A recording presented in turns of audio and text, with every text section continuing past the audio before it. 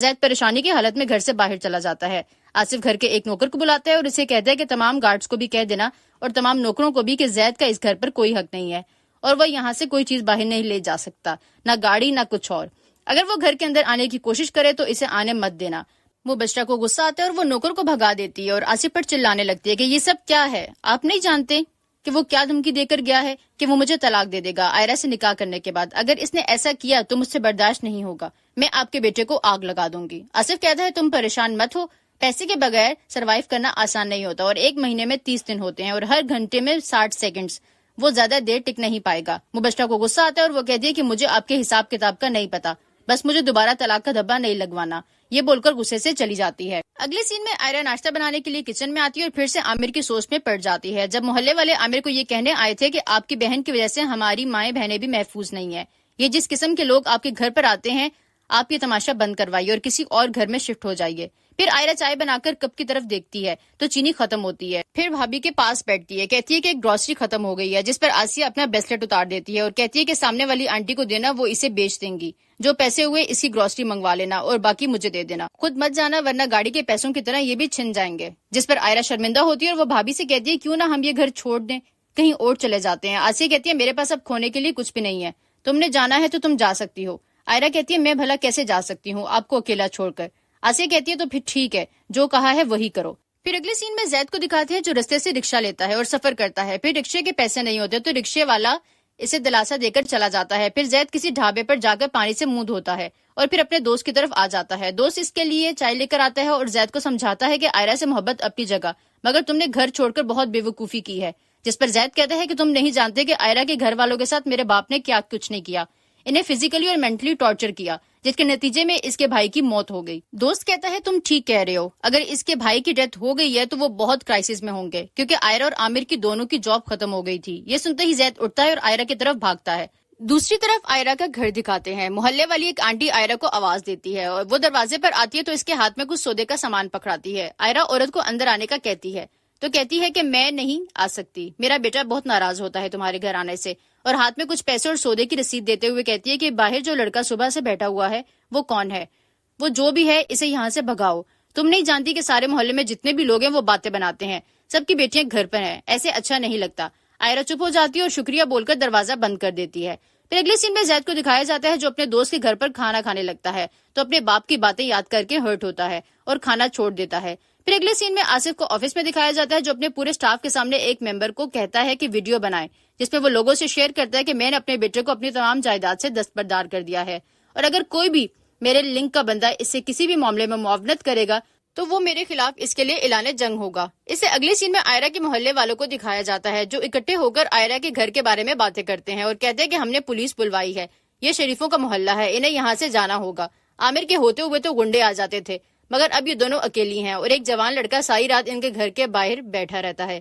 کچھ دیر میں پولیس آ جاتی ہے اور ان کے گھر کا دروازہ نوک کرتی ہے۔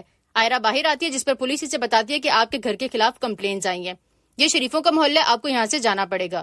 آئرہ بڑی بے بسی کے انداز میں کہتی ہے کہ ہم کہاں جائیں گے، ہم برسوں سے یہاں پر رہ رہے ہیں، لیکن محلے والے اس پر چلا رہے ہوتے ہیں۔ اتنے میں وہاں زید آ جاتا ہے، آئرہ کو کہتا ہے کہ تم اندر جاؤ اور کہتا ہے یہ بھی شریفوں کا ہی گھر ہے، جسے دیکھ کر انسپیکٹر پہچان لیتا ہے کہ یہ زید آصف ہے۔ زید محلے والوں سے معذرت کرتا ہے کہ پچھلے دنوں جو کچھ بھی ہوا اس میں ان کا کوئی قصور نہیں، لیکن آئندہ ایسا کچھ بھی نہیں ہوگا، اور پولیس کو بھی ہینڈل کرتا ہے۔ پولیس وہاں سے چلی جاتی ہے اور محلے والوں کو بھی بھگا دیتی ہے۔ آسیہ بھابی آئرہ سے کہتی ہے کہ ایسا پہلی بار ہوا کہ ہمارے گھر سے ہی محلے والے ہمیں نکال رہے ہیں، مگر خدا کا شکر ہے کہ زید ہمارے ساتھ ہے۔ آئرہ کہتی ہے تو یہ سب ہوا بھی تو زید کی وجہ سے ہے نا۔ بھابی کہتی ہے کہ کسی کو قصوروار ٹھہرا دینے سے وہ مجرم نہیں بن جاتا، حقیقت وہی ہے جو سب کے سامنے ہے، لیکن زید ہمارے ساتھ آخر کب تک رہے گا۔ آئرہ کہتی ہے جیسے پہلے وقت گزر گیا یہ بھی مشکل وقت گزر جائے گا، میں آپ کے لیے چائے بناتی ہوں۔ دونوں اپنے غم بھلاتے ہیں، کچھ لمحوں کے لیے ہی صحیح۔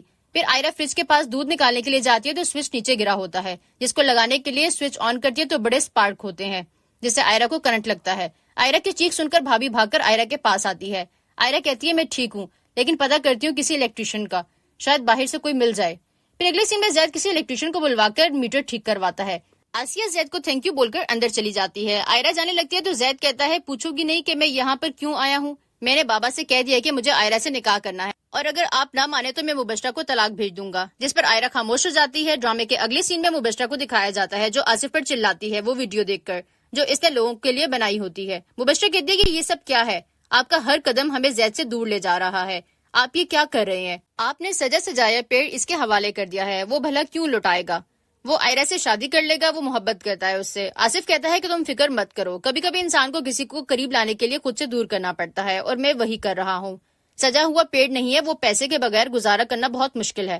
مبشرہ کہتی ہے وہ دونوں پڑھے لکھے ہیں، کہیں بھی نوکری کر لیں گے اور اچھا گزارا کر لیں گے۔ آصف کہتا ہے جب محبت غربت کی چکی میں پستی ہے تو صرف راکھ بن جاتی ہے، تم بس کچھ دن صبر کرو۔ مبشرہ چلاتی ہے کہ مجھے صبر نہیں آتا، نہیں کرتی میں صبر، میں مبشرہ جعفر ہوں، ساری دنیا مجھ پر مرتی ہے، مجھے کیسے کوئی اگنور کر سکتا ہے؟